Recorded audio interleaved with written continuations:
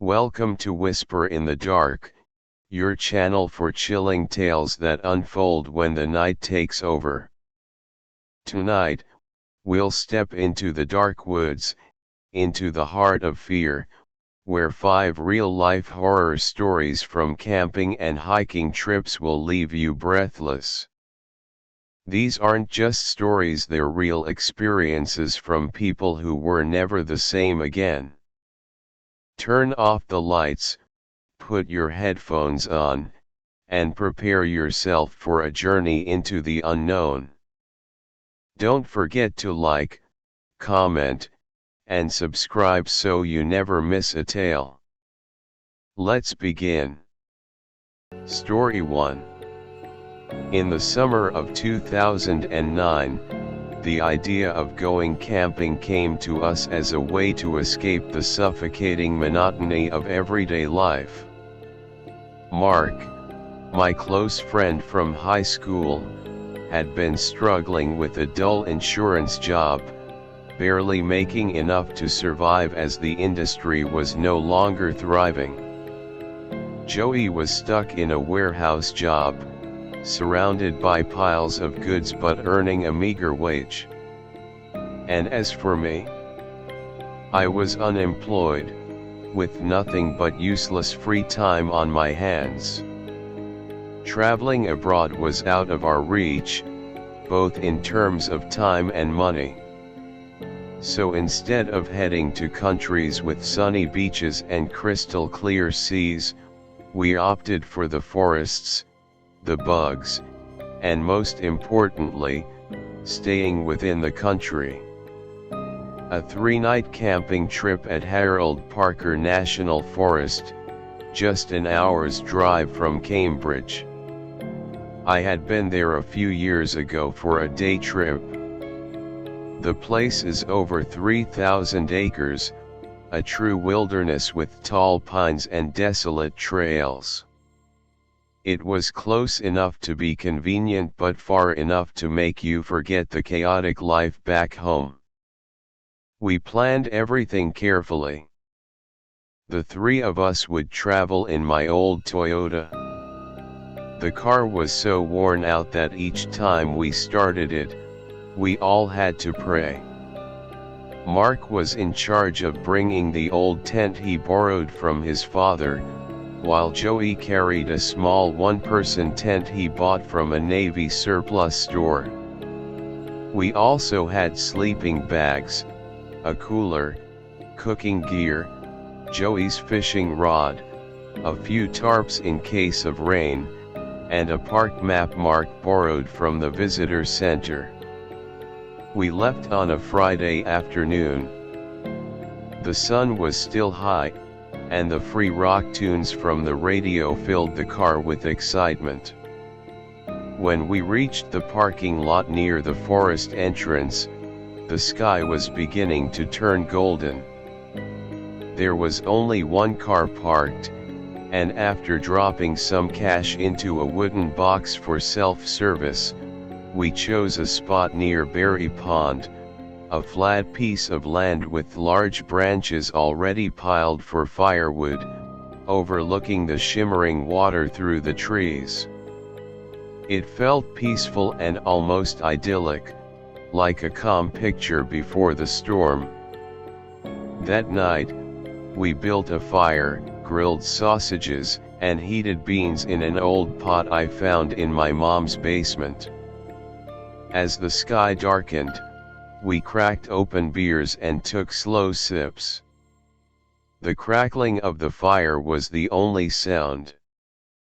We sat on logs, eyes glued to the flickering flames, letting the worries of life melt away in the misty smoke. It seemed like the perfect moment. The next morning, we hiked around the lake. The narrow trail, the smell of pine, the sounds of animals rustling behind bushes, and a view from an observation point left us speechless. Everything was so alive, so peaceful, that it almost seemed too perfect. But we were wrong to think that way. Sunday played out similarly. We hiked a longer trail, returned late in the afternoon, sore and excited. Mark crawled into his tent for a nap, I went to gather firewood, and Joey fished by the lake. That night, we ate simply and then retreated to our tents. Joey's small tent was just a few meters away, close enough to hear a call but not too far to feel safe in case anything happened. I was woken up at around 4:30 a.m., my body frozen from the damp air and heavy mist. Something felt off.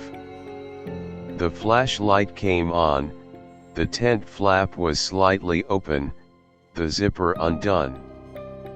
Mark wasn't in his sleeping bag. His boots were gone. His jacket was still rolled up in the corner. I thought he must have gone to the bathroom, but after waiting a few minutes in complete silence, unease began to gnaw at me. I called his name, at first softly so as not to wake Joey, but then louder. No reply. Just thick darkness and cold air biting at my skin. Joey woke up to my calls. His hair was disheveled, and his eyes were still half closed. I tried explaining that Mark had been gone for a while, but I wasn't sure what was going on either. Joey initially thought Mark must have sleepwalked. This had happened to him as a child when he once got up in his sleep and wandered into the woods behind his house. But when the two of us searched around the campsite, calling out Mark's name with no sign of him, fear started to truly take hold. We decided not to split up since it would be too dangerous in the dark, and together, we ventured into the woods in one direction. The flashlight swept across wet tree trunks, roots sticking up like traps. Each step took us deeper into a place where light couldn't reach. Then suddenly, Joey stopped. He pointed at a bush. A gray object hung there. Mark's hat. It couldn't be mistaken, the blue cap he had been wearing the entire trip. It was snagged on the thorns of the bush, motionless, like a warning sign. A little further, we found Mark's socks, then his jeans, t-shirt, underwear. Each item was scattered along the path, as if someone, or perhaps Mark himself, had discarded them as he wandered into the woods. Do you think Mark could have been drinking? Or something stronger? Joey asked, but his voice wasn't sure. I didn't think so. After all, Mark wasn't the type to suddenly strip off his clothes and run into the woods alone in the cold night. Then, as my flashlight moved ahead, I saw it. A body. Lying on its back, motionless. No head. The neck had a clean, surgical cut, with blood spilling onto the damp earth. There were no signs of a struggle.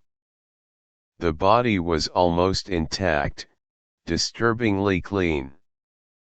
The pale skin gleamed under the flashlight. My heart stopped. No scream. No movement. We just stood there, staring at the impossible. In that moment, everything became chaotic. There were no marks, no wounds, just the pale, flawless skin, shining brightly under our flashlights. and I think I went numb for a second or two, to the point where I felt like I stopped breathing. I couldn't move. I couldn't speak. And it was strange, but seeing everything happen, I thought it couldn't be real. For a moment, I wondered, is this even real? I didn't think it was a dream, or that I was hallucinating or anything like that. To me, it just looked fake. I guess my brain refused to accept what I was seeing for a second and made me think it was some sort of movie prop, how the white skin had an almost greenish hue, or how the blood had already congealed around the neck wound, making it look like plastic. I'd never seen a dead body before, so I didn't know what to expect, and I certainly never hoped to witness it. But I never expected to see all that. I guess Joey had the same reaction.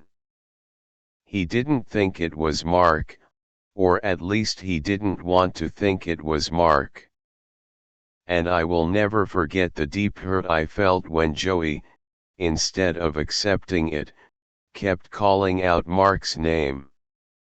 Joey screamed louder, frantically, pacing around the body but never looking at it. He kept saying it wasn't Mark, it couldn't be Mark. His voice choked every time he spoke. And I just stood still, the flashlight I was holding trembling in my hand as it slowly became glued to me. It was Mark. His height, build, no tattoos, no scars. It had to be him. And next to it, all his clothes were scattered along the forest floor just meters away.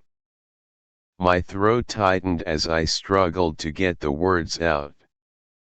Finally, I had to force myself to speak, saying, "Joey, it's him. It's Mark." Joey shook his head, repeatedly saying no. He still didn't look at the body. He just kept pacing, holding his head in his hands as tears streamed down his face. And I said it again, louder and angrier, my voice trembling.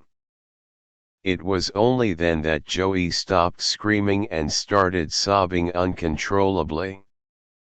My legs went weak, but I couldn't sit down. The only thing I could think to do was go to Joey and try to comfort him.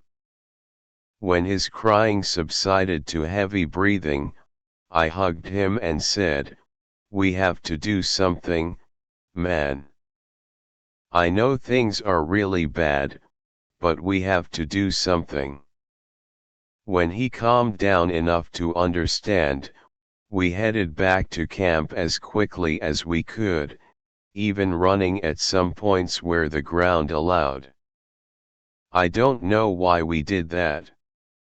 Looking back, maybe it was just panic, a way of showing that we really needed help at that moment. Right then, time was no longer a concern. Our friend Mark was gone, and he would never come back, no matter how fast we ran. When we got back to my car, we drove along the road until we reached Middleton, and after turning left towards the ranger station, it appeared in front of us. Only 2 rangers were guarding the place because it was still before 6 a.m., but after we staggered in, panicked and grieving, they handed us some coffee to help us calm down and told us to share our story. Joey spoke the most, his voice completely chaotic, but I tried my best to help him whenever he stammered. They asked us questions we could hardly answer, and we gave up trying to explain and just begged them to follow us to see for themselves. When we returned to the campsite, the sun had risen, and everything was the same as when we left. We led the rangers to where Mark's body lay, and when they saw it, the only thing they could do was clench their jaws. Then, they turned to us, narrowed their eyes, and asked what had happened. I said we didn't know, and we just found him like that. Joey nodded, and his voice grew hoarse. The ranger just stood around, asking us a few more questions, but I gradually realized that no matter what we said, he didn't believe us. He didn't show any hostility. In fact, there was no resistance at all, but there was something in the way he acted that told me he didn't trust us. He went over to the vehicle and took the radio, then called it in. A body, decapitated, 2 witnesses. Then he told us that we weren't free to leave yet, and we had to wait at our campsite. Eventually, the rescue team arrived, followed by the police in 2 patrol cars with silent flashing lights. I remember that. They separated us. I stayed near the tent, and Joey near the lake. Then they began to interrogate us. They asked us where we were when it happened. What did we hear? Did Mark have any enemies who knew about this trip? They kept asking questions, but didn't show any sympathy or comfort. They thought we did it, and I could see that by the way they treated us. After we finished talking, they told us they would need to pack everything up as evidence, and when I said they could take everything, I meant everything. Our clothes, gear, cooler, both tents, all 3 sleeping bags, and the little knife we used for cooking. We didn't object to anything, and we knew we hadn't done anything wrong and just wanted to go home. After both officers finished questioning Joey and me, they talked amongst themselves for a while and then told us we needed to go to the station with them. They told us we weren't under arrest, they just wanted to interrogate us somewhere they could record it properly. As said, we hadn't done anything wrong, so we didn't object, and they took us to the station before putting us into separate rooms. The interrogation rooms were small and gray, with a metal table and a one-way mirror.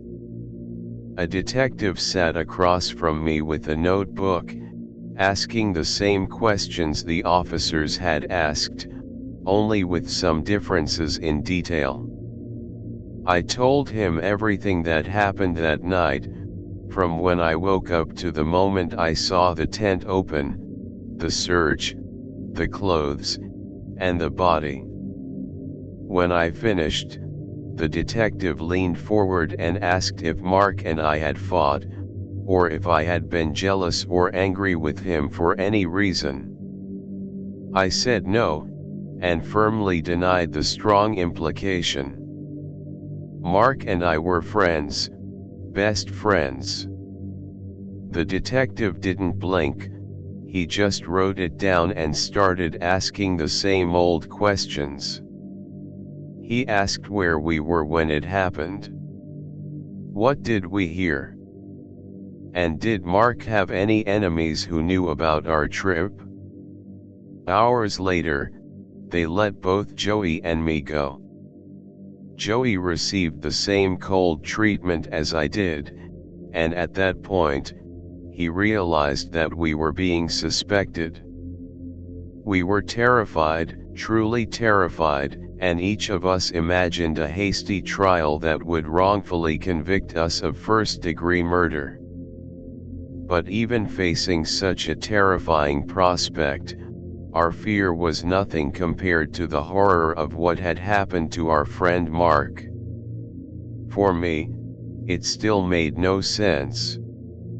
Even if we had found him lying there, dead from a gunshot or a stab wound, but still dressed, that would have been bad enough. But this. He was dead, naked, and who took his head? It was truly haunting. About a week after we were interrogated, the autopsy report revealed that there was no trace of us on Mark's body. That was good news, but neither Joey nor I felt like celebrating. The problem of Mark's death remained, and more importantly, who killed him? Despite months of haunting investigation into Mark's death, the case was eventually closed coldly. The police concluded there was no weapon found, no traces of crime, yet one thing remained missing: Mark's head. The police and park rangers searched the surrounding area for days, hoping it would turn up somewhere, but they never found it. Perhaps the killer had taken his head. Everything slowly faded into obscurity. Joey moved out west about a year later for a job in Oregon, and we didn't talk much anymore, but we kept in touch. We didn't talk about what happened. I stayed in Cambridge, but I was a wreck for a while. I couldn't get a job, even the ones like stocking shelves or driving delivery trucks. I got hired, but I couldn't keep the job. I was like a zombie during my shifts. I'd see Mark's body and the blood soaking into the ground while I was working, so I drank to forget, even on the job. Daytime was bad, but night was worse. If I fell asleep from the alcohol, it was a bit better, but when I was sober, I'd see Mark walking past me in the forest, undressing as he went. I'd run after him, calling his name, but he never heard me. Then, when he finally turned around, he had no head. I'd wake up in a cold sweat, my heart racing, wondering why I hadn't gone back to that tent. Eventually, my friends left, and so did my girlfriend. She stayed for about a year and then left when I couldn't open up about what happened and my drinking problem. I didn't blame her. I still couldn't forget that haunting moment. My mind was completely shattered. Whether drunk or sober, I'd sit in the house, turn off the lights, stare at the wall, and sometimes, when I had to go out, I'd drive through the woods and see the trees, gripping the steering wheel tightly, my foot unsteadily pressing the gas. Even years later, everything was still bad for me. Everything was at rock bottom. I kept losing jobs, wouldn't leave the house, and stopped eating, losing a lot of weight. My sister had to take me to see a doctor, who prescribed me some medication, and they helped with the headaches, but the nightmares didn't go away for a long time. My sister found me the best therapy program, with many skilled psychologists. They didn't push too hard, and one said that talking about it could help me face it instead of burying it. I was able to lay everything out, all the details, and maybe that would help me recover. It worked better over time, although not much. Mark is still missing, his case remains unresolved, and no one has found his head, who took it, or why.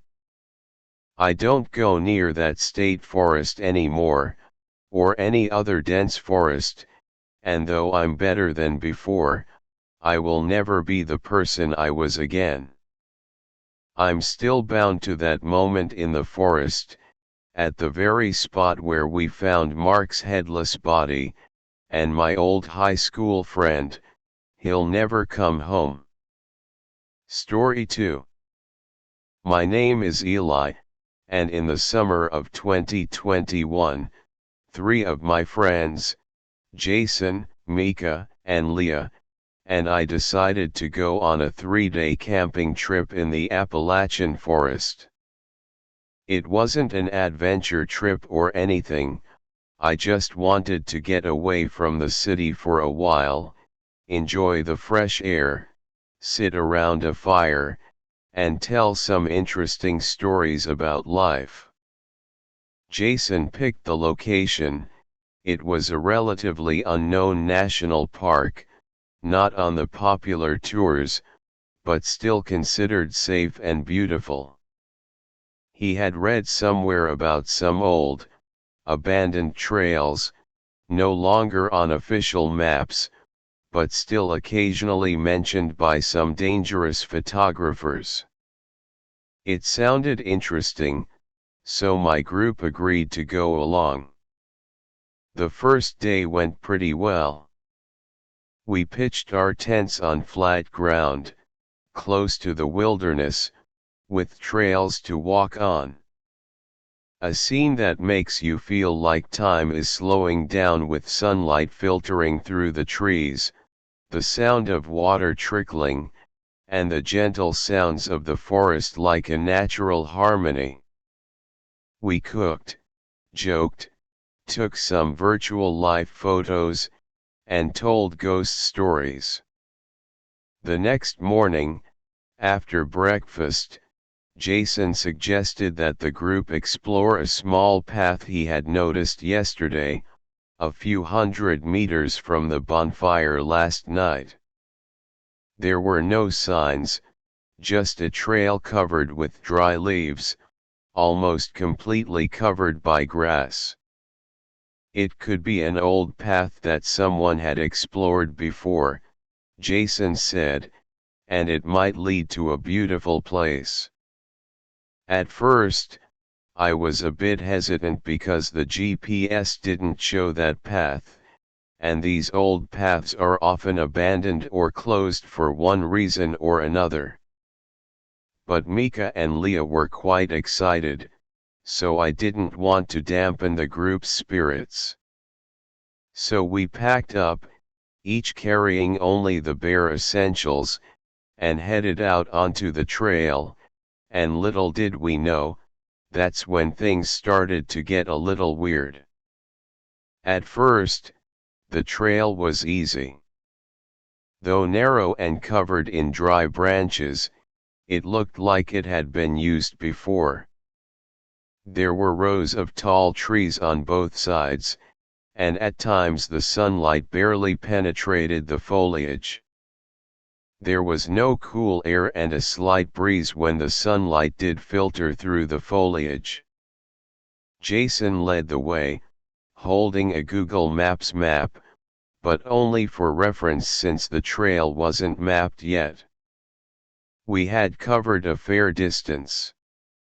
Still, no one complained of fatigue and the group was in good spirits. Leah occasionally recorded videos for her little TikTok channel, and Mika was engrossed in admiring some wildflowers along the way. However, about halfway through, I began to realize that something was not quite right. First, Jason, who had always had a good sense of direction, began to get confused. He stopped several times, checked the map, and looked around, frowning. I thought this trail was going west, but it's clearly going south, he said, his voice optimistic but uncertain. Second, the signs of human passage were disappearing. At first there were some old shoe prints, a nylon rope tied to a tree, a kind of trail marker, but now there was nothing. The path ahead still looked like a trail, but it felt wrong. Like it was a scene of wild nature, and it no longer belonged to humans. "I think we should turn back," Leah said, her expression less cheerful. Mika was quieter than usual, looking around with a slightly uneasy look. "Let's try another 15 minutes, and if we don't see anything interesting, we can turn back," Jason suggested. We agreed, though I began to feel uneasy, a vague feeling that you can't quite explain, just that something was wrong. I turned to look back, and was startled to find that the path we had just taken had disappeared. In the strangely quiet depths of the forest, our footsteps seemed to be sucked into the soft soil and rotting leaves. The whole atmosphere became thick, suffocating, as if we were walking into a place we shouldn't be walking in. 10 minutes passed quickly. We continued to walk deeper into the forest, but didn't find any resting places or beautiful scenery like Jason had hoped. Instead, the space became denser, the weeds grew taller and covered the path, and the surrounding trees became more and more confusing, making strange sounds. "I'm sure this path has been used before, but I don't know why it's like this now," Jason muttered, his eyes never leaving the crumpled map in his hand. Sweat was dripping down her face, despite the cool temperature under the trees. "We've come too far," Leah said, her voice less enthusiastic this time. "We're not sure we'll find our way back now, let alone continue." "Me too," Mika added softly, "I just tried turning on the GPS and I couldn't get a signal. Even the phone signal was spotty." I turned on my phone too. The signal was only a single bar, and the map couldn't locate us. It felt like we had left the normal world, entered an area that wasn't on any system. We decided to stop for a bit. Jason took a drink from his bottle of water and sat down a large tree. Leah took out her phone, then put it back in her pocket as if she didn't want to see the silent black screen anymore. I remember when we first left, there was a tree with a big cut on it, like someone had marked it. "But now I can't find it," I said, trying to figure out where we went wrong. "Could it be, we went in a circle?" Mika asked suddenly, and the group fell silent. The thought seemed absurd, but it made sense. Jason stood up. "No way. We went straight, not in a circle. There has to be a way out." However, when we turned back to find our way back, we realized something even more terrifying: the path behind us had disappeared. The footprints, the needles tied to the cloth as traces, had also disappeared. Everything seemed to have been strangely covered by nature.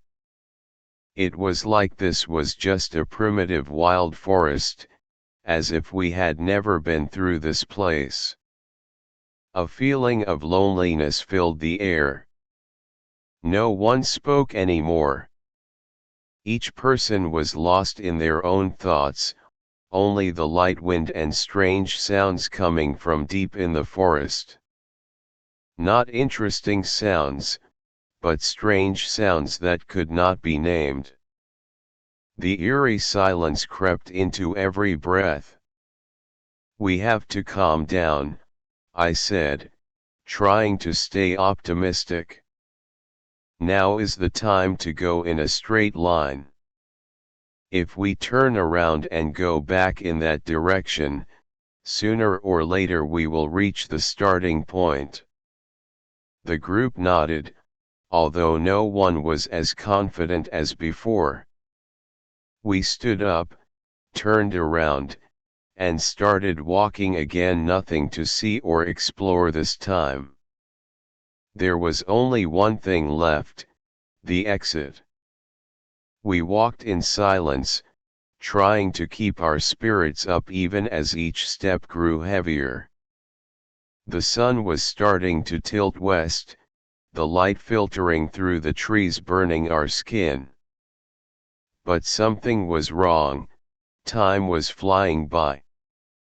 When I looked at my watch, I saw that it was almost 4 p.m. We had walked for nearly 3 hours since we started our little walk.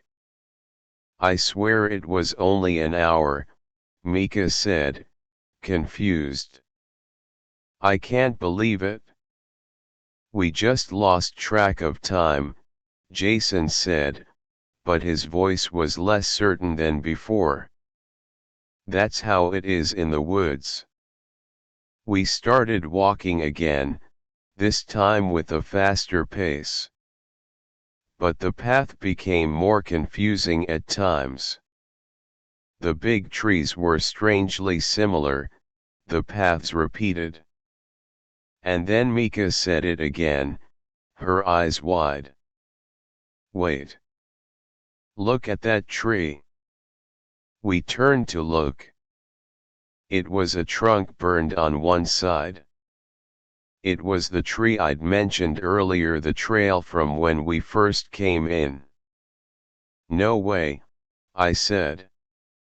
"Are we back in the same place?" Jason looked around, his lips pressed together. Leah laughed, but it was a tired, disorganized laugh. "I bet we went in a circle," she said, whether joking or not. No one answered. No one could figure it out. I felt my heart beat faster, my head reeling. A slight relief came over me. I sat down, took a sip of water, but my throat was still parched. "We need to remark the path," I said. "If we keep doing this until dark, we won't be able to find our way out." Jason agreed. He pulled out his small knife and carved a cross into the trunk of the nearest tree. Mika used the small spray paint she had brought to mark some recognizable spots. The group began to pay closer attention to every step, every turn. We continued walking. But even with the markings, a sense of uncertainty followed every move. The sun was getting lower and lower, the light turning a pale orange. "I think we should find a place to stop before it gets dark," Mika suggested. Jason was about to object, but then he saw the worried looks on Leah's and mine, and nodded. "Yeah. It's more dangerous to keep going after dark." We found a clearing in the woods, big enough to set up temporary barriers. No one had brought any salty food, since we had only planned to walk around for a bit and then come back. Dinner was just a few sandwiches and the last bit of water. No one was in the mood to talk. Each person was in their own world. The sun finally set behind the trees. The darkness fell as quickly as a light switch. In the darkness, every small sound became strangely louder, the rustling of leaves, the whistling of wind, and sometimes, footsteps in the distance. "It'll be okay," I whispered, not sure if it was to reassure the group, or myself. But deep down, I knew, something was wrong. We sat together, the weak light from the flashlight placed in the middle of the circle temporarily dispelling the darkness. No one said much. Each of us was trying to stay calm, but it was clear that anxiety was creeping into every breath. The night wind began to cool. Leah took her coat, her eyes looking into the distance. Mika sat leaning against her backpack, her headphones on, but the volume was only loud enough for her to hear softly. I didn't know if she was trying to fall asleep or to drown out the noises outside. Jason pulled out his phone to check the map again, but the weak signal made everything blurry. "GPS is no longer picking up," he added. "The signal is too weak." Suddenly, footsteps sounded behind me, like a branch being stepped on. We all turned, startled. Flashlights were aimed in the direction of the sound, only to find the black, silent trees. "Maybe it's a wild animal," I said, trying to keep my voice steady. "Or, the wind." "Yeah, or, a deer passing by," Mika added, but her voice was shaking slightly. We decided to take turns staying up all night to keep watch, not because we thought there was anything scary, but simply because no one dared to sleep. I was the first watchman, sitting near the light, my eyes darting in all directions. The night in the forest was not what I had imagined. It wasn't quiet. On the contrary, there were too many sounds: the wind rustling through the leaves, the insects, the vague movement of objects on the water. And the unknown. Sometimes it felt like someone was watching. Can't find it, but feel it. It's like someone's eyes are silently watching our every move. I woke Jason after 2 hours. When he got up to change shifts, I whispered, "If anything happens, call me right away. Don't try to do it alone." Jason nodded, his eyes still groggy. I curled up, trying to fall asleep. But after a moment, I was awakened by a loud scream. I opened my eyes to see Jason standing, holding a flashlight and shining it toward the lake. "What's going on?" I whispered, trying not to wake the two girls. Jason turned off the flashlight, whispering, "I saw a figure standing between the trees." But when the flashlight reached it, it was gone. I stood up, looking as instructed, but saw nothing. We stood still for a few minutes, deciding not to wake Leah and Mika. There was no more noise. No obvious trace. Just an illusion. We went back to bed. Neither of us said anything more. But I knew, Jason wasn't imagining it. I couldn't sleep that night. No one slept deeply. And for the rest of the night, I couldn't shake the feeling that, we weren't ourselves. As soon as it was light, Jason woke us all up. His face was tense, pointing to a corner near us. "Everyone, look at this." There were shoe prints on the ground, our own shoes, very clear prints in the soft, damp soil from last night. It was strange, like the shoe prints we'd walked over so many times last night. I looked down more closely, my heart pounding. It was indeed my shoe print, because I had a little missing heel. "How could that be?" Mika whispered. "We stayed the whole night, how could that happen here?"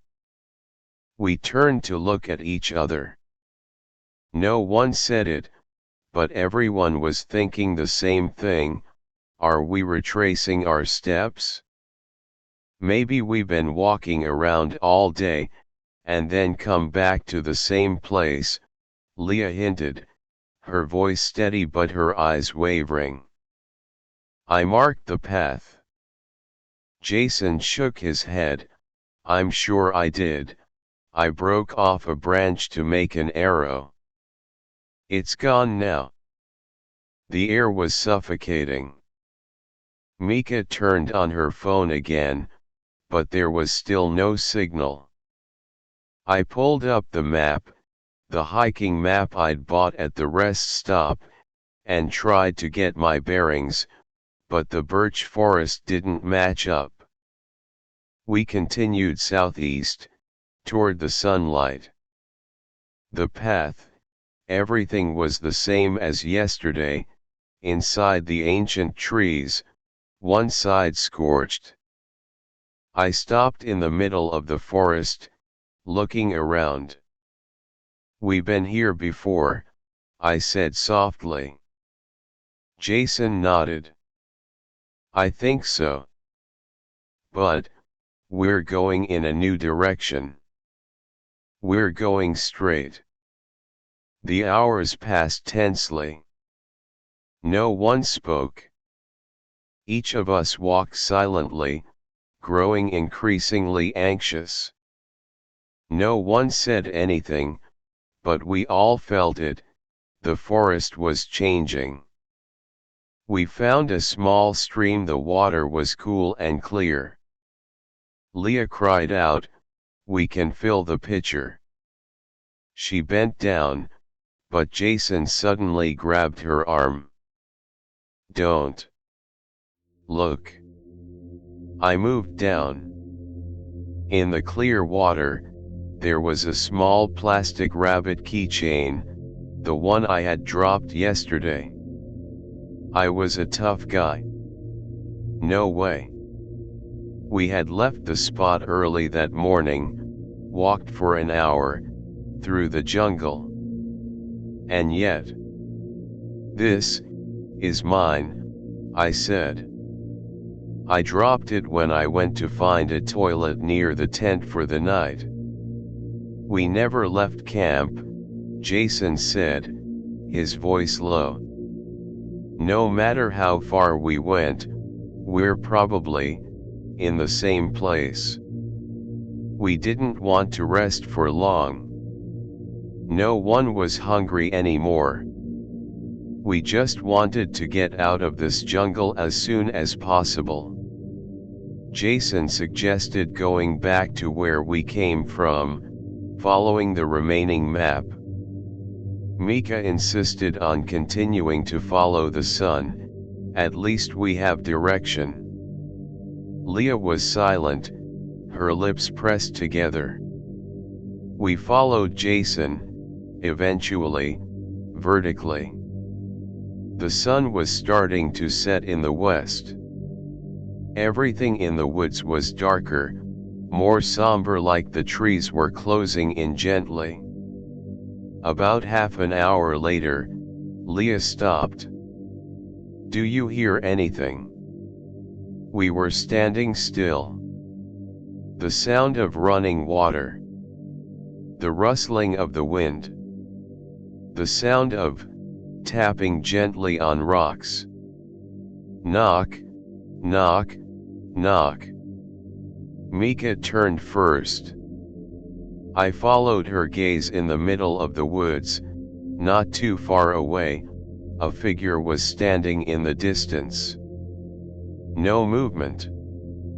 No face. Just a tall figure, wearing something like a long cloak, a hat, or a scarf over his head. He was holding a long branch, slowly tapping it against a nearby rock. Knock, knock, knock. We froze. It's definitely a forest person, Jason managed, his voice shaking. Wood people don't stand still like statues, Mika said softly. We backed away, but didn't turn around. The person didn't move, but it felt like he was staring at us. Go. Back away. I whispered, my eyes never leaving the tall figure. We followed the trail, going down a small road, more quickly than before. No one said a word.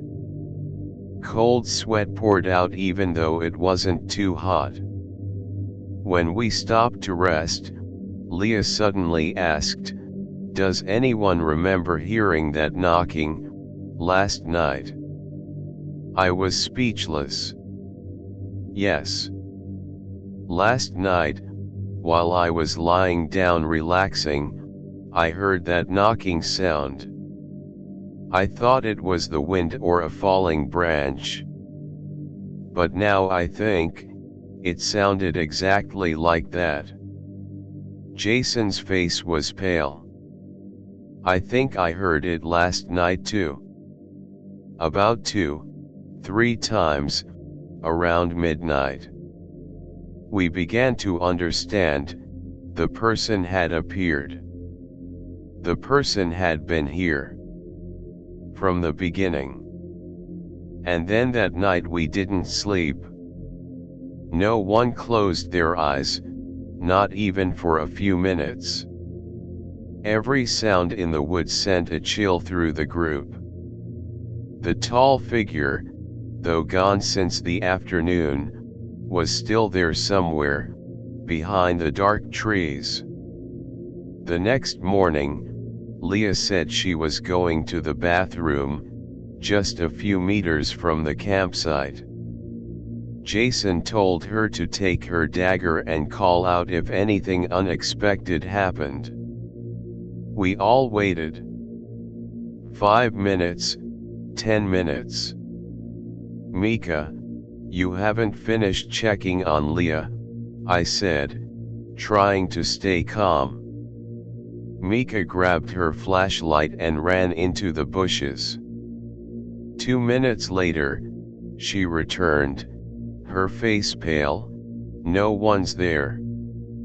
Jason ran off to look for her, and I followed. No footprints. No sound. No answer. Leah was gone. I started screaming, calling her name hoarsely. Jason and Mika ran around the campsite, but there was no sign, as if Leah had never existed. Searching around the bushes, I saw a long scratch on a nearby tree stump. The scratch was deep, fresh, there was still some sap. Mika stood beside it, pointing into the distance. Look, is that a trail? Between the bushes, a small path appeared. The grass was trampled, leaves were fallen, as if someone had just walked through. We looked at each other. It can't be Leah, Jason whispered. She couldn't have walked that far, without screaming. Mika trembled. What if it was the person who came by yesterday? We decided to follow that path. There was no other choice. The path led to a spring pool in the forest. I was sure we had been there before. The air was stuffy, like we were entering a place not meant for humans. And then we stopped. In the middle of the clearing was a circle of stones like an altar, with small stones arranged in a spiral. In the center was a piece of red cloth, Leah's coat. Jason lunged forward and took the coat. There's no blood, no tears. But underneath the coat was a strange object, what looked like a small, dry bone tied to a cord. Mika backed away. I'm not sure this isn't a picnic anymore. We returned to camp with Leah's coat, sweaty and panicked. No one spoke on the way back.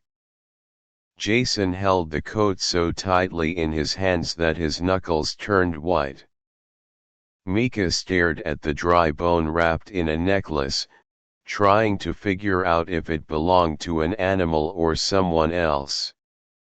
I was clueless. In the evening, the group sat around the fire, but no one ate anything. Even with the hunger, no one had the heart to eat. I think Leah was taken, Mika said, breaking the silence. Jason looked up, his eyes red. Who took her? I don't know, but not a normal person. I remembered the man's deep black eyes from yesterday. The way he looked straight at us. At that moment, a rustling sound came from the bushes. We all turned our heads. A shadowy figure appeared, staggering out of the woods. It was Leah. She was dressed in rags, barefoot, her hair was disheveled, her face pale as if she had just come out of a panic attack. Leah. Jason rushed to help her, but Leah didn't react. She just stared at the lake, her eyes were as lifeless as a log. Mika shook her shoulder. Where have you been? Are you lost? Is there anyone with you? Leah moved her lips, her voice like a wind. There was someone, in the woods. They whispered my name. I thought it was you guys. But it wasn't. She shivered. I followed the call, and then I couldn't turn back. I kept walking, like I was being pulled somewhere, until they let me go. Jason frowned. Them. Leah leaned forward, her eyes widening, looking into the dark woods. They're not people. And they haven't gone anywhere. A long silence fell. Then Leah pointed toward the woods, the same path we'd used to find the path to the circle of stones that morning. There, she whispered. At that moment, the wind picked up. There was no more noise, no insects, no birds. Just an awful silence, like the whole forest was breathing. Mika took my hand. We have to leave. Now. We packed in silence. No one was thinking about the dawn or the next trip. Only one thought: we had to leave this place. As soon as possible. Jason helped Leah. She was still unconscious, her steps were unsteady, her eyes were glazed over as if she had lost herself in some invisible spot in the forest. Mika walked ahead with her backpack, holding a flashlight and scanning it from side to side, muttering a prayer. I walked behind, my heart pounding like a drum.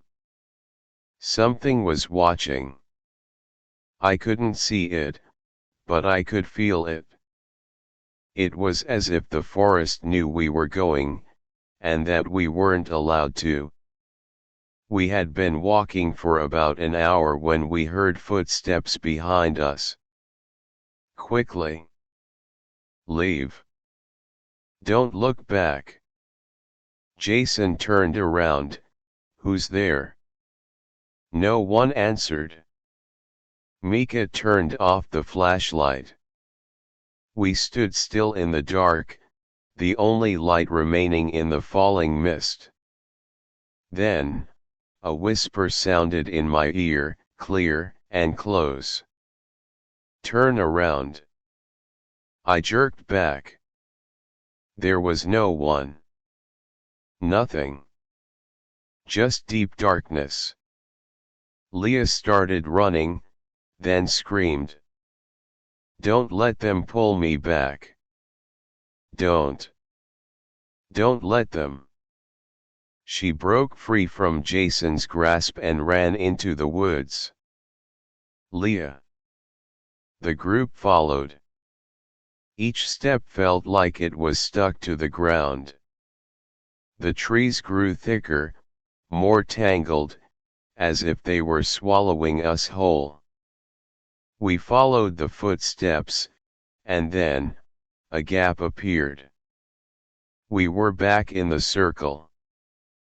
But this time, in the middle of the circle was another figure, tall, cloaked in black, faceless, only glowing white eyes floating in the darkness.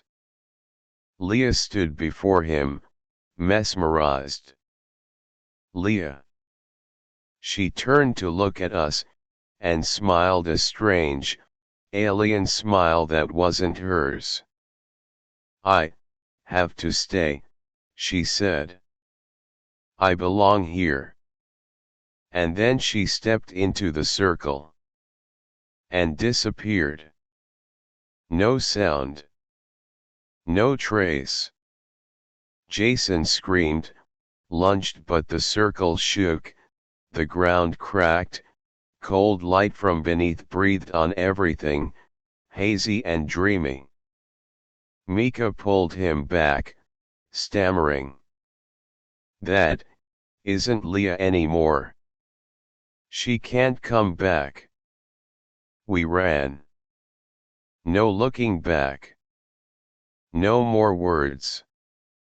It wasn't until the morning, the sunlight filtering through the wild woods, and the parking lot appeared in the distance, that we stopped.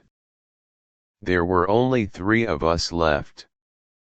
After that, no one believed what we said. Leah was nowhere to be found. There was no sign of the stone circle, or anything like it, in that forest. Maybe she got lost. Maybe she fell or was attacked by wild animals. They kept searching for 3 weeks. And us, none of us were ourselves. Jason quit his job. He moved away, no contact. Mika went into hiding and never mentioned the trip again. And me, every night, I heard whispers in my ear. Soft calls in the dark. Come back. And I knew, I would have to come back at some point. Because that place wasn't over. Story 3. I had been looking forward to that camping trip for weeks.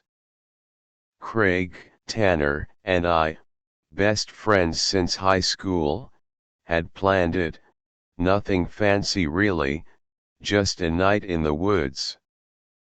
We picked a spot in the middle of nowhere, suburban Tennessee, somewhere deep in the wilderness, where the trees were thick and the roads were just red dirt, with absolutely no sign of civilization. Just us, our tents, some beer, and a campfire. The three of us had camped hundreds of times in the past, but this time there was something different. I felt like it was going to be a great time. We arrived late in the afternoon, the sun was already setting. As usual, we set up camp quickly, gathered firewood, and started a fire. The night passed quite quietly. The woods surrounded us like a canvas curtain, the only sounds being the crackling of the fire and the wind blowing through the trees.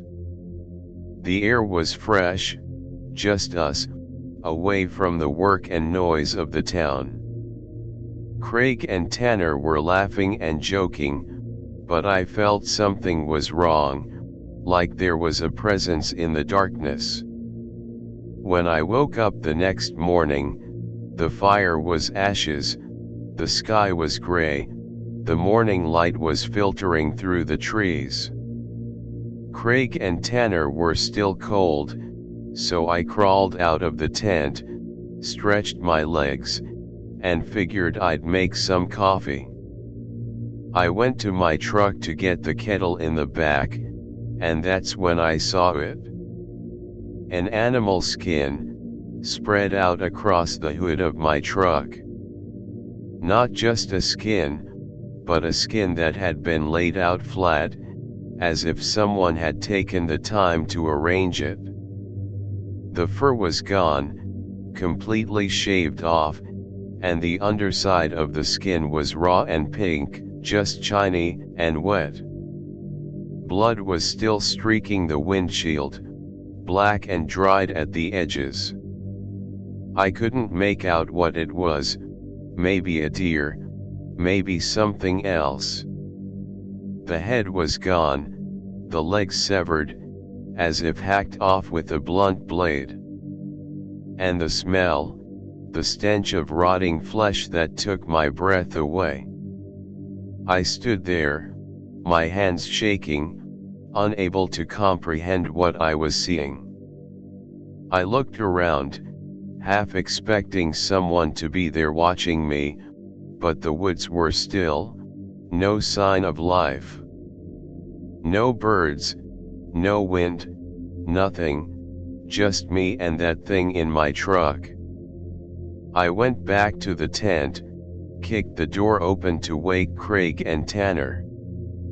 They stumbled out, but when they saw the pelt, their faces paled. We didn't say much, we didn't need to. It was obvious that something was very wrong. Craig just stared at the pelt, his hands clenched, and Tanner just stood there, not saying a word. I didn't need to ask them to know that this was beyond our limits. We quickly broke down camp, throwing everything into the truck bed without folding it. I took a stick and pushed the skin off the roof. It hit the ground with a wet slap, sending a chill down my spine. I didn't want to look back. We threw the stuff in the car and I sped down the road, kicking up dust. The whole way there, I couldn't shake the feeling that I was being watched, like something was chasing us from the shadows. But there was nothing there. And we didn't talk about it the whole way back. When we got to town, I just wanted to get out of the car as soon as possible. We split up quickly. I went home, washed the blood off my car with a hose, but the bad feeling still wouldn't leave me. After that day, I started to ask about the strange things that happened in that forest. Mr. Harris, the owner of the gas station near my house, looked at me strangely when I asked about it. He said he had heard stories of people finding skinned animals left in cars or porches in remote areas. These incidents have been happening for years. No one knows who did it, but people believe it is a message, a warning to those who do not belong in this area. He told of a time in the 80s when he camped too far away and woke up the next morning to find a skinned rabbit on his cooler. He said he would never go back to that place. I felt like there was something very strange and inexplicable. I searched online and found that this story was not unique to him. Many people have told of skinned animals being left at night, in remote, isolated places. The locals all say it could be mad hunters, pranksters, but some believe it is something more ancient, tied to the land. One man said that after seeing a skinned animal, he heard footsteps behind him, but when he turned around, there was no one there. And the more I read, the more nervous I felt. There was a presence in the woods, an invisible menace that we couldn't understand. Some people said they felt watched even when they returned home, and I felt that way too. I told myself it was nothing, just a sick joke, but the image of that skin wouldn't leave my mind. We might have trespassed into an area we shouldn't have. But I couldn't stop thinking about it, about something beyond our understanding watching us, maybe the people who lived in those woods, who had left us that message. I haven't camped since, and I don't think I ever will. Craig and Tanner don't talk about it much, but we all have the same indescribable feeling. And that truck is still there. Every time I look under the hood, I still see that skin. I always lock my doors now, and I don't know if this feeling will ever stop. All I know is that I'm never going back into those woods again. Like this story? Drop a comment below and subscribe for more real outdoor horror. Story 4. I've always been drawn to the outdoors, and so has my friend Chris. We've been friends since we were kids, when we'd skip school to hang out in the canyons near our neighborhood in Toronto, and over the years it became a ritual. Every summer, we'd pick a spot, pack light, and camp for the weekend. Then, over time, we realized we had to up the ante to get the same feeling. We coined the term hardcore camping, which I'm pretty sure was a parallel thought rather than just us being creative. But it basically involved no tents or stoves, just robes, ground sheets, and whatever else we could carry on our backs. We brought some food, but it was so little that after a few days, we had to forage, fish, and live off the land if we wanted to eat. It wasn't easy, but that was the goal. Then, when we were both 24, we chose Algonquin Provincial Park, a vast forest and lake in Ontario, to spend 7 days in the wilderness. And we started strong. The first day, we hiked 12 miles from the trailhead, through pine and birch thickets. The air was cool, the sky was patchy with clouds, and after a day's hike, we set up camp near a shallow stream. I hung my robe on a low branch while Chris gathered wood for a fire, then we ate some jerky, boiled some water from the stream, and let our campfire die down as the stars began to appear. It was quiet, just the rustle of leaves and the occasional owl, but that was how we liked it. No noise, no people, just us in nature. The second day was a little harder. The terrain became more difficult, all rocks and roots, and we had to climb a steep ridge to continue north. My calves were burning by midday, and the much taller Chris kept passing me as his long strides ate up the ground ahead of him. And that night, we slept on a flat mossy patch. The ground was very cold, and I woke once to the sound of a twig snapping, my hand groping for the knife I had left beside me, but it was clearly just a deer moving in the darkness. By the third day, we were warming up and starting to get into a steady rhythm. Our packs were lighter now, our food supplies were running low, but we were used to it, and hunger was always my best motivator. That afternoon Chris caught a small trout in a stream with a line he had fashioned from something in a fish hook, and we cooked it over the fire, tearing off the meat ourselves and drinking water drawn from the rushing streams. And it tasted better than any bottled mineral water on the market at the time.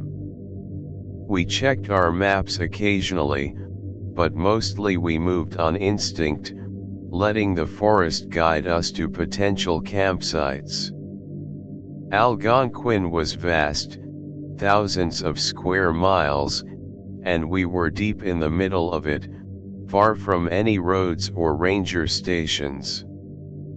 But that was exactly why we were there, you know. There was no safety net, just us and the beautiful green beyond. Day 4 started out like any other. Chris was up and rolling up his sheets by the time I climbed out of the tent. Then we finished the rest of our granola, shouldered our packs, and started heading north again. The forest was dense, and we didn't talk much. We just walked, with our footsteps being almost the only sound we could hear. Around noon, we stopped at a narrow stream to refill our water bottles. I knelt down beside the water, splashing some water on my face as Chris tapped me on the shoulder. "See that?" he asked, pointing into the distance. And I followed his gaze, and there it was. At first I couldn't see what he was pointing at, but then I saw it. A shape, with so many straight lines it was unnatural. We grabbed our packs and moved closer, pushing through the underbrush. The trees began to part, and there it was. A building, or more specifically, a church. The walls were old wood, gray and cracked as if they had been there for 100 years or more. The roof was steep, covered with moss and fallen needles, with a rusty cross at the top. Another cross hung over the front door, boarded up and chained shut with a heavy padlock. There was no bell tower, no windows, just an old, weathered box, half swallowed up by the forest. I remember turning to Chris and saying something like, "What the hell?" And he didn't answer. He just pulled out a map, spread it out on the ground, and started tracing our path with a finger. And there was nothing where the church should have been. No markings, no symbols, no sign of anything man-made for miles in any direction. I remember saying how strange it was to see a church with no roads or paths leading to it, and so far away from any residential area. Chris folded the map back up, his eyes now fixed on the building, and he said something like, "Let's check it out." We walked around the structure, stepping over roots and avoiding branches, and the chained door was the first thing that caught my eye. The rust was thick and the lock seemed untouched. It looked like no one had been here in a long time. Then, as we walked around the side, we saw a hole where rotten wood had been scraped away. It was low and very rough, just big enough for a person to crawl through. "It must have been an animal," Chris said, peering into the darkness. "Probably used it as a lair." And maybe he was right. But when he took off his backpack and knelt down, that's when I started to feel uneasy. I said something like, "Are you kidding me? You want to go in?" And he said something like, "Oh, don't you want to see what's in there?" I mean, I do. But I think we could shine a flashlight in and look outside the hole. And I suggested that, but Chris ignored me, just lay down on his stomach and started wiggling through that opening. I couldn't let him go in alone, so of course I followed. I dropped my backpack and followed him, the rough edges scraping against my shoulders as I squeezed through that hole in the wood. And the air inside that church was damp and cold and stale. We stood up in the dim light, dusting the dirt off our pants, and the place was completely empty. No pews, nothing. There were only bare walls and a dirt floor covered with dried leaves. At the end of the room was a large wooden cross, but what really stopped me was in the middle. A steel trapdoor, partly covered with dirt, the edges bolted shut and wrapped with thick chains. Another rusty padlock hung from the links, locking it shut. I stepped closer, staring at the trapdoor. It looked sturdy. No scratches, no marks, just cold, dirty metal. Then Chris walked over and knelt beside it, and the chains rattled as he pulled on them. They were definitely sturdy. I remember wondering what could possibly need something like chains, and Chris looked up. "Maybe it wasn't a church anymore," he said. "Maybe it was some kind of hideout." It was obvious now, but for what? And who? Chris stood up, wiped his hands, and said it could be anything. Cash, maybe a smuggler's money, or the spoils of a robbery, locked away and forgotten. I mean, why chain it up like that? And I just shook my head. A pile of cash seemed a little excessive, and it could just as easily have been something dangerous.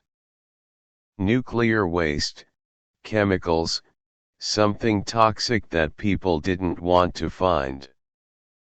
I thought I made a pretty good point, but Chris didn't hear me out. His eyes were sharp, like he'd already decided what he was going to do.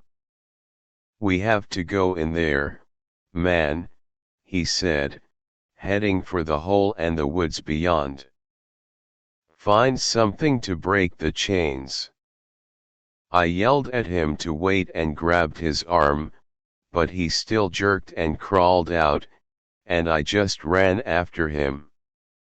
Outside now, Chris started circling the church, kicking at the ground.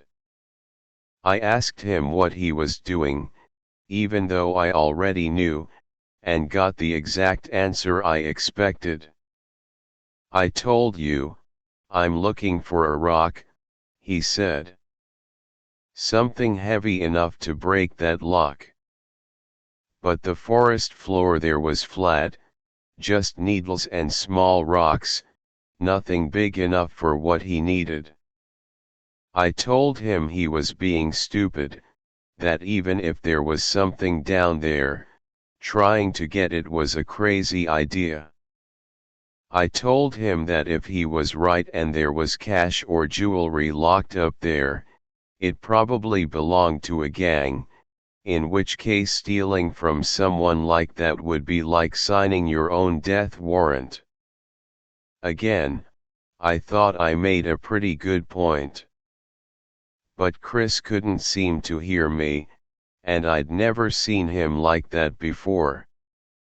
He was a spontaneous guy, but he wasn't stupid.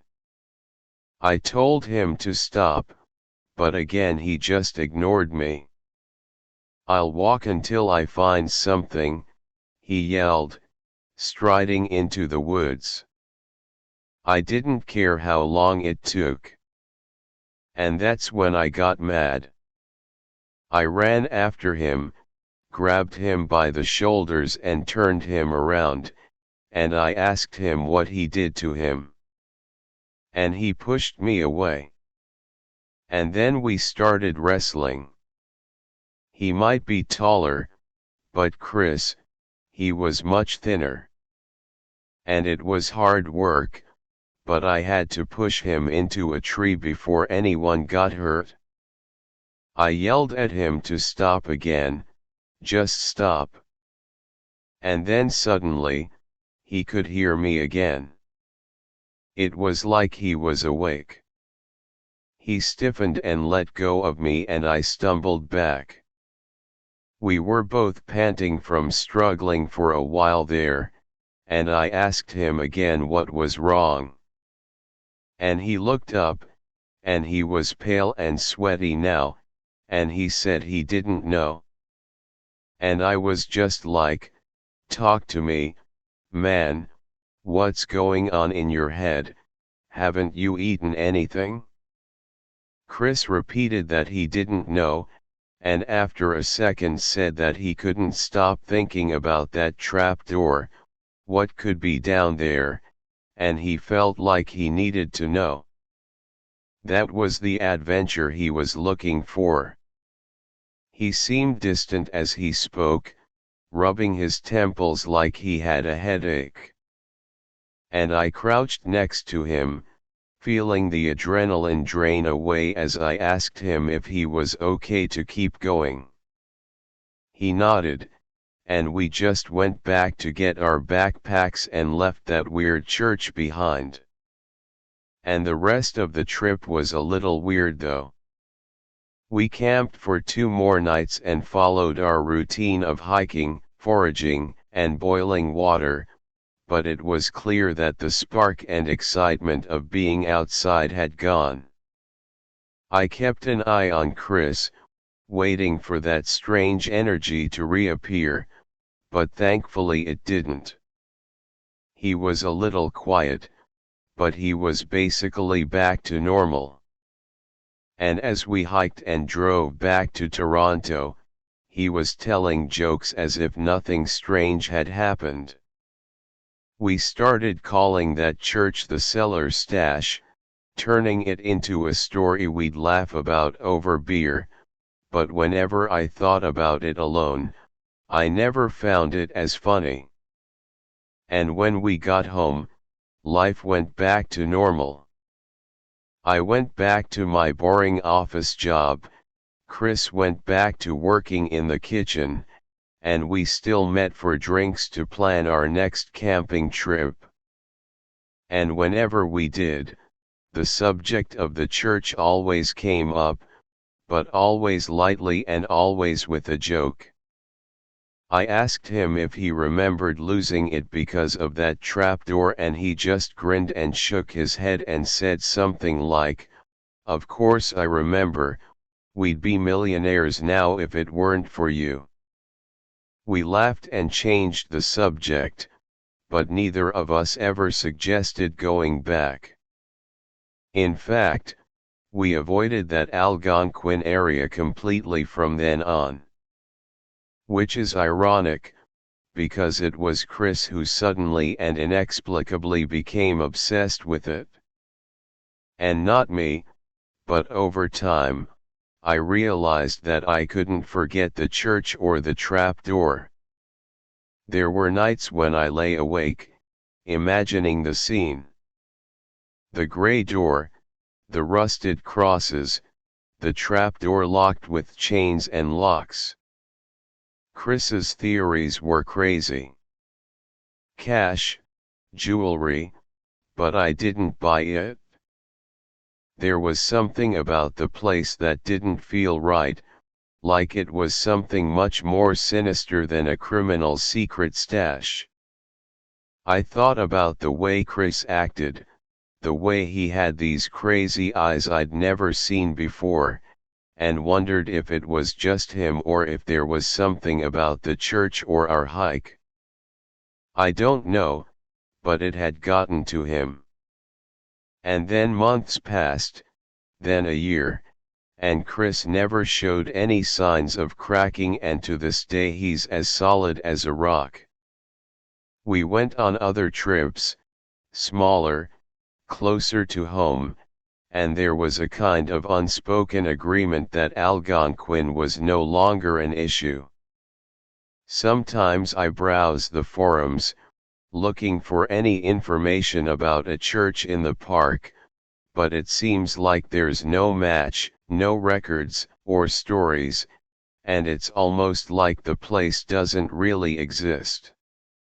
And maybe it doesn't, at least not officially. Maybe someone built it out there, away from everything else for a reason we'll never really know, a long, long time ago. And I tell myself it's just an old ruin, a relic of a forgotten time, and that Chris and I are just overreacting. But then I remember the chains and how they glint in the light, and the hairs on the back of my neck stand up. Chris continues, or at least he seems to. He talks about the trip as if it were nothing, as if the church were just a strange spot. I play along and keep it light, but deep down I know we've stumbled upon something we shouldn't have found. I never told him how uncomfortable I still felt, that I dreamed about that trapdoor some nights and sometimes wondered if we had avoided something worse than we realized. And it's been years, and we're still friends. He's still Chris. Loud and stubborn and loyal. And I don't think he'll mind it too much, but what about me? I don't think I'll ever forget it completely, which is why I sent it here. And that church, I know it's still out there. I'm sure of it. Standing silently between those trees and whatever's chained under that trapdoor. I really hope it's still there. Like this story? Drop a comment below and subscribe for more real outdoor horror. Story 5. We went camping in Harriman State Park. It was just me, Simon, and Eddie. We had planned it for weeks, packed our bags, and drove up from Brooklyn on a Friday afternoon. The park was quiet when we arrived, and we set up camp near one of the smaller lakes, a spot we had picked on a map because it was far from the main trails. By the time we had set up our tent and started a fire, it was dark. The first night was great. We ate hot dogs, drank a few beers, and had our first serious get-together in months. The next day, we decided to go hiking.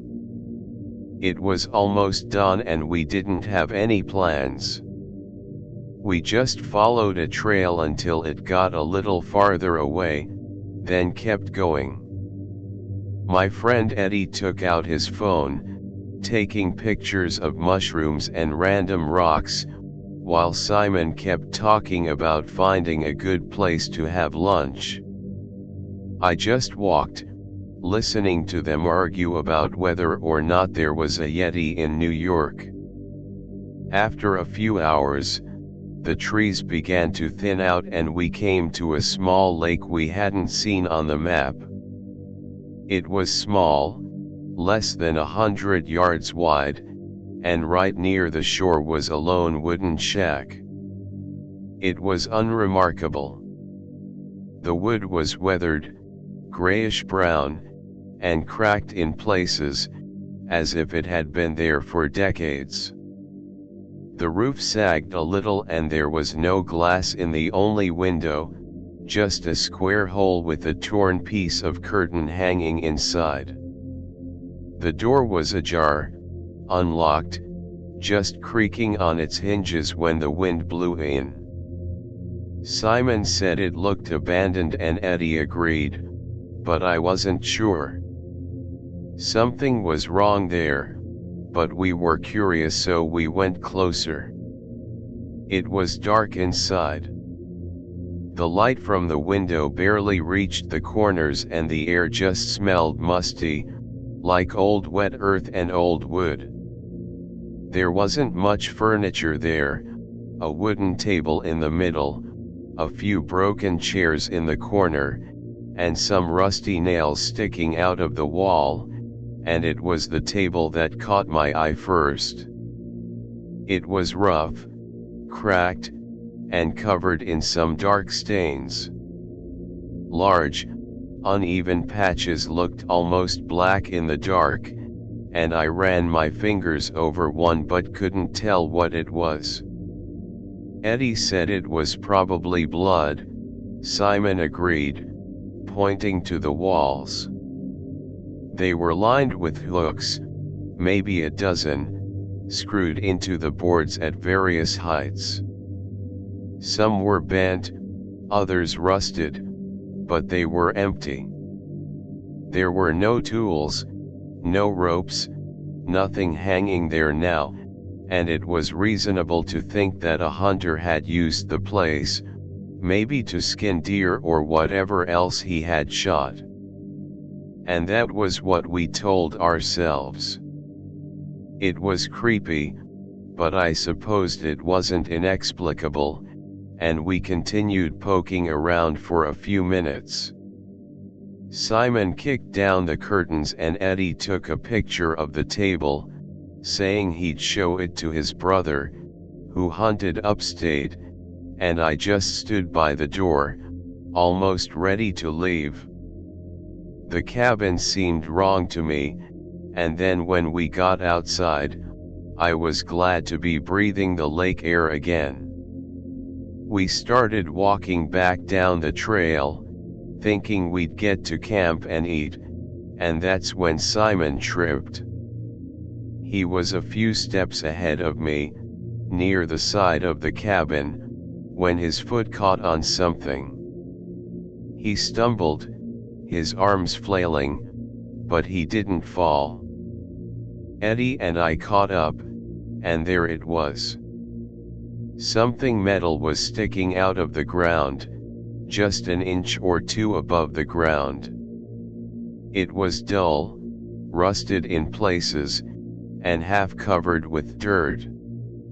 At first I thought it was a knife or maybe an axe, something a hunter might have dropped and forgotten. Simon bent down and brushed some dirt off it, but it wouldn't budge. He said it was stuck. Eddie handed me his water bottle and told us to dig it out. I took a stick and started scratching at the dirt, and Simon used his hands, pulling up clumps of dirt and tossing them aside, and the more we dug, the bigger it got. It wasn't a tool, it was just that. There was a curved edge, then another, and soon we could see it was hollow inside, and after 10 minutes we were almost there. It was a helmet, or at least what looked like it. Heavy metal, probably iron, pitted and rusted, but solid. It was tall, pointed at the top like a pyramid, and the front had 2 slits for eyes in the shape of crosses. Not the kind of crosses you might see in a church. They were sharper, uneven, like someone had chiseled them. And the whole thing was strange. It definitely didn't belong here, and it scared me to look at it. Eddie stepped back, asking what it was, and Simon picked it up, actually grunting at the weight, and held it up in front of him, saying something like, "Well, it looked like a Ku Klux Klan hood or something." He said, "But it's metal." And I don't think it was metal. The Klan didn't wear iron pyramids on their heads, and as far as I could tell, it looked older and heavier, like it wasn't just for show. Simon turned it over, looked inside, and said it smelled like rust and mud, and smiled and said, "I'll wear it." "No, you won't," Eddie said, snatching it from his hands. And he put it on the ground and wiped his hands on his jeans. "It's dirty, at least wash it first." Simon shrugged, but I could tell he was serious about trying it on later. But I didn't like it.